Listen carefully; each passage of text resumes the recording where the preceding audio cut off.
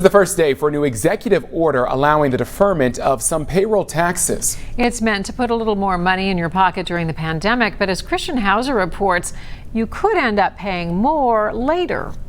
I reached out to several financial service groups to learn more about the payroll tax deferral. Everyone I talked with, including payroll specialist Heather Christie, says they're not recommending their clients take part in it. You're just pushing it back until next year.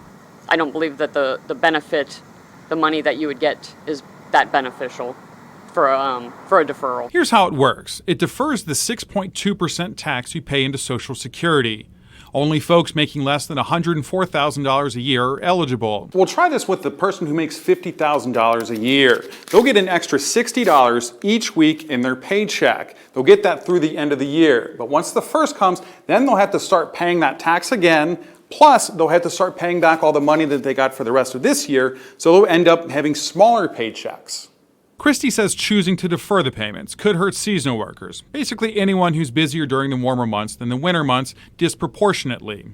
Because they would be having to pay that extra money in when their checks might not be as much as warmer seasons. And if an employee leaves a company at the end of the year, who pays for the money that was deferred? My take is that the employer is ultimately responsible for withholding this tax when it becomes withheld and paying it back. Christie says the program would be much more beneficial to workers if the payroll tax was forgiven instead of deferred. In the long run, it wouldn't affect someone's Social Security benefits that greatly. And, if it could help people in this COVID time, I think a forgiveness plan would be definitely something to look at. In Cincinnati, Christian Hauser, Local 12 News. Okay, so again, this is a deferral. The president does not have the power to forgive the payroll tax money.